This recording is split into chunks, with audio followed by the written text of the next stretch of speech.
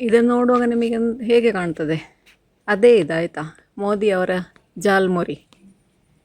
ಕೋಲ್ಕತ್ತಾದ ಜಾಲ್ಮುರಿ ಇವತ್ತು ಹೇಗೆ ಮಾಡೋದು ಅಂತ ಹೇಳೋದನ್ನು ತೋರಿಸ್ಕೊಡ್ತಾ ಇದ್ದೇನೆ. ಹಾಯ್, ನಾನು ಆಶಾ ಚಂದ್ರ ಭಟ್. ಆಶಾ ಸ್ನಳ ಪಾಕಕ್ಕೆ ನಿಮಗೆಲ್ಲರಿಗೂ ಸ್ವಾಗತ.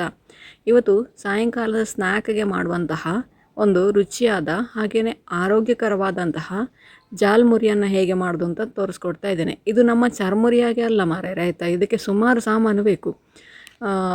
ನಮ್ಮ ಚರ್ಮುರಿ ಹಾಗೆ ಒಂದು 4-5 ಸಾಮಗ್ರಿಗಳನ್ನು ಉಪಯೋಗಿಸ್ಕೊಂಡು ಮಾಡಲಿಕ್ಕೆ ಆಗೋದಿಲ್ಲ. ಇದಕ್ಕೊಂದಷ್ಟು ಸಾಮಗ್ರಿಗಳು ಬೇಕು. ಅದು ಎಂತೆಲ್ಲ ಬೇಕು ಅಂತ ಹೇಳೋದನ್ನು ಈಗ ನಾನು ತೋರಿಸ್ಕೊಡ್ತಾ ಇದ್ದೇನೆ. ಮೊದಲಿಗೆ ನಮ್ಮ ಮಂಡಕ್ಕಿ ಅಥವಾ ಕುರ್ಲು ಅಂತ ಏನು ಹೇಳ್ತೇವೆ ನಾವು, ಅದು ಪ್ಲೇನ್ ಆಗಿರೋದು ಬೇಕು. ಹಾಗೆ ಗರಿಗರಿಯಾಗಿ ಇರಬೇಕು. ಇದು ಗರಿಗರಿಯಾಗಿಲ್ಲ ಅಂತಂದರೆ ಒಂಚೂರು ಬಾಣಲೆಗೆ ಹಾಕ್ಕೊಂಡು ಅದನ್ನು ಕ್ರಿಸ್ಪಿ ಮಾಡ್ಕೊಳ್ಳಿ. ಇನ್ನು ಇದಕ್ಕೆ ಸ್ವಲ್ಪ ಮೊಳಕೆ ಕಟ್ಟಿದ ಕಾಳುಗಳು, ಹಸಿಮೆಣಸು ಖಾರಕ್ಕೆ, ಬಟಾಣಿ, ಮಾವಿನಕಾಯಿ, ಟೊಮೆಟೊ, ಮುಳ್ಸೌತೆ, ಹುರಿದ ಕಡಲೆ, ಕೊತ್ತಂಬರಿ ಸೊಪ್ಪು, ಬೇಯಿಸಿದ ಬಟಾಟೆ, ಹಾಗೆ ಒಂದು ಸ್ವಲ್ಪ ಯಾವುದಾದ್ರೂ ಮಿಕ್ಸ್ಚರ್ಗಳು, ಇಂಥದ್ದೇ ಅಂತಿಲ್ಲ, ಯಾವುದು ಕೂಡ ಆಗ್ತದೆ. ಹಾಗೆಯೇ ಒಂಚೂರು ಕಾಬೂಲ್ ಕಡಲೆ. ಇಲ್ಲಿ ಮೊಳಕೆ ಕಟ್ಟಿದ ಕಾಳುಗಳು ನಿಮ್ಮ ಆಪ್ಷನಲ್. ಹಾಗೆಯೇ ಈರುಳ್ಳಿ. ಇವಿಷ್ಟು ನೋಡಿ ಸಾಮಗ್ರಿಗಳು ಇದಕ್ಕೆ ಬೇಕು. ಇನ್ನೂ ಮುಗಿಲಿಲ್ಲ. ಇನ್ನೀಗ ಪೌಡರ್ಗಳು, ಸ್ವಲ್ಪ ಗರಂ ಮಸಾಲೆ ಪೌಡ್ರ್ ಬೇಕು, ಒಂದು ಸ್ವಲ್ಪ ಚಾಟ್ ಮಸಾಲೆ ಬೇಕು, ಹಾಗೆ ಜೀರಾ ಹಾಗೂ ಕೊತ್ತಂಬರಿ ಹುಡಿ. ಇದರ ಜೊತೆಗೇ ಖಾರಕ್ಕೆ ಮೆಣಸು ಹಾಗೂ ರುಚಿಗೆ ಬೇಕಾದಷ್ಟು ಉಪ್ಪು. ಇಷ್ಟು ಸಾಮಾನು ರಾಶಿ ಹಾಕ್ಕೊಂಡ್ರೆ ನಾವೀಗ ಜಾಲ್ಮುರಿ ಮಾಡಲಿಕ್ಕೆ ರೆಡಿ ಆದೇವೆ ಅಂತೇಳಿ ಅರ್ಥ.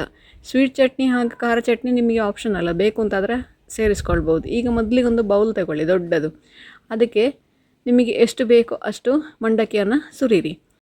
ಇನ್ನೀಗ ಇದಕ್ಕೆ ಒಂದು ಸ್ವಲ್ಪ ನೆಲಕಡಲೆ, ಒಂದು ಸ್ವಲ್ಪ ಕಾಬೂಲ್ ಕಡಲೆ, ಇನ್ನೊಂದು ಸ್ವಲ್ಪ ಬಟಾಣಿ, ಇನ್ನೊಂದು ಸ್ವಲ್ಪ ಮೊಳಕೆ ಬರಿಸಿದ ಹೆಸರು ಕಾಳು, ಹಾಗೆಯೇ ಖಾರಕ್ಕೆ ಬೇಕಾದಷ್ಟು ಹಸಿಮೆಣಸು, ಬೇಯಿಸಿದ ಆಲೂಗಡ್ಡೆ, ಈರುಳ್ಳಿ, ಮುಳ್ಸೌತೆ, ಟೊಮೆಟೊ. ನೀವು ಅಲ್ಲಿ ಏನೆಲ್ಲ ಸಾಮಗ್ರಿಗಳನ್ನು ರಾಶಿ ಹಾಕಿ ಇಟ್ಕೊಂಡಿದ್ದೀರಿ ಅದನ್ನೆಲ್ಲ ಒಂದು ಸ್ವಲ್ಪ ಸ್ವಲ್ಪ ಸೇರಿಸ್ಕೊಳ್ಳಿ. ಇದನ್ನು ಸ್ವಲ್ಪ ಸ್ವಲ್ಪವೇ ಮಾಡಿ, ಹಾಗೆ ತಿನ್ನಲಿಕ್ಕಾಗುವಾಗ ಮಾಡಿ. ಯಾಕೆಂದರೆ ಅದರಲ್ಲಿ ನಾವು ಮುಳ್ಸೌತೆ, ಟೊಮೆಟೊ, ಮಾವಿನಕಾಯಿ ಇದೆಲ್ಲ ಹಾಕಿರ್ತೇವಲ್ವ. ಹಾಗಾಗಿ ಈ ಐಟಮಲ್ಲಿ ಮೇಯ್ನ್ ಅಂದರೆ ಬೇಯಿಸಿದ ಆಲೂಗಡ್ಡೆ ಇರಲೇಬೇಕು. ಹಾಗೆಯೇ 1-2 ವೆರೈಟಿಯ ಮಿಕ್ಸ್ಚರ್ಗಳು. ಈಗ ಇದಕ್ಕೆ ಉಳಿದ ಪೌಡ್ರುಗಳನ್ನಾಗ ತೋರಿಸಿದೆ ಅಲ್ವಾ, ಆ ಎಲ್ಲ ಪೌಡ್ರುಗಳನ್ನು 1-2-3 ಚಿಟಿಕೆ. ನಾನಿದು ಇಬ್ಬರಿಗೆ ಬೇಕಾದಷ್ಟು ಮಾಡ್ತಾ ಇರೋದು, ಹಾಗಾಗಿ ಅಷ್ಟೇ ಹಾಕ್ಕೊಳ್ತಾ ಇದ್ದೇನೆ. ನೀವು ನಿಮ್ಮ ಪ್ರಮಾಣಕ್ಕೆ ಬೇಕಾದಷ್ಟು ಹಾಕ್ಕೊಳ್ಳಿ. ಕೊನೆಯದಾಗಿ ಇದರಲ್ಲಿ ಇಂಪಾರ್ಟೆಂಟ್ ಅಂದರೆ ಇದು ಸಾಸಿವೆ ಎಣ್ಣೆ. ಸಾಸಿವೆ ಎಣ್ಣೆ ಇದಕ್ಕೆ ಹಾಕಬೇಕು.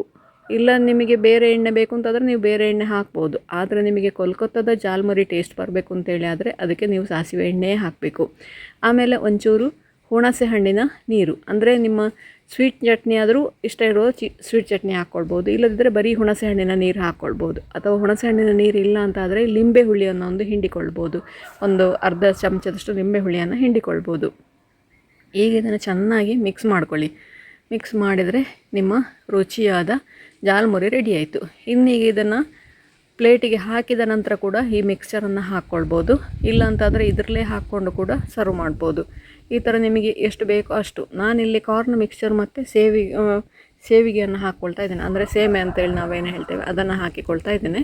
ಖಾರದ ಕಡ್ಡಿ ಬೇಕಾದರೆ ಖಾರದ ಕಡ್ಡಿ ಕೂಡ ಹಾಕ್ಕೊಳ್ಬೋದು. ನಿಮ್ಮ ಹತ್ರ ಯಾವ ಮಿಕ್ಸ್ಚರ್ ಅವೈಲೇಬಲ್ ಇದೆ ಆ ಮಿಕ್ಸ್ಚರನ್ನು ಒಂಚೂರು ಮೇಲಿಂದ ಕ್ರಿಸ್ಪಿಗೋಸ್ಕರ ಉದುರಿಸ್ಕೊಂಡ್ರೆ ಆಯಿತು.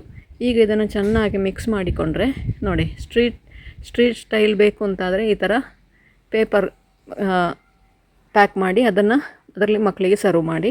ಇಲ್ಲ ಪ್ಲೇಟಲ್ಲಿ ಬೇಕು ಅಂತಾದರೆ ಪ್ಲೇಟಲ್ಲಿ ಅದನ್ನು ಸರ್ವ್ ಮಾಡಿಕೊಳ್ಬೋದು. ನಾನೊಂದು ಸ್ವಲ್ಪ ಇದಕ್ಕೆ ಪೇಪರಿಗೆ ಹಾಕಿ ಒಂದು ಸತಿ ತೋರಿಸಿದೆ. ನಂತರ ಅದನ್ನು ಪ್ಲೇಟಿಗೆ ಹಾಕಿ ಅದನ್ನು ಸರ್ವ್ ಮಾಡಿದೆ. ನೀವು ಕೂಡ ಒಮ್ಮೆ ಖಂಡಿತ ಟ್ರೈ ಮಾಡಿ ನೋಡಿ ಹೇಗಾಯಿತು ಅಂತೇಳಿ ಕಮೆಂಟ್ ಮೂಲಕ ನನಗೆ ತಿಳಿಸಿ. ಲೈಕ್ ಕೊಟ್ಟು ಶೇರ್ ಮಾಡಿ. ನೀವಿನ್ನೂ ನಮ್ಮ ಚಾನಲನ್ನು ಸಬ್ಸ್ಕ್ರೈಬ್ ಮಾಡಿಕೊಳ್ಳಿಲ್ಲ, ಸಬ್ಸ್ಕ್ರೈಬ್ ಮಾಡಿಕೊಂಡು ಪಕ್ಕದಲ್ಲೇ ಇರುವ ಬೆಲ್ ಐಕಾನನ್ನು ಒತ್ತಿ ನಮ್ಮನ್ನು ಸಪೋರ್ಟ್ ಮಾಡಿ. ಮುಂದಿನ ವಿಡಿಯೋದಲ್ಲಿ ಇನ್ನೊಂದು ಹೊಸ ಅಡುಗೆಯೊಂದಿಗೆ, ಇನ್ನೊಂದು ಹೊಸ ರೆಸಿಪಿಯೊಂದಿಗೆ ಪುನಃ ನಿಮ್ಮನ್ನು ಭೇಟಿಯಾಗ್ತೇನೆ. ಧನ್ಯವಾದಗಳು.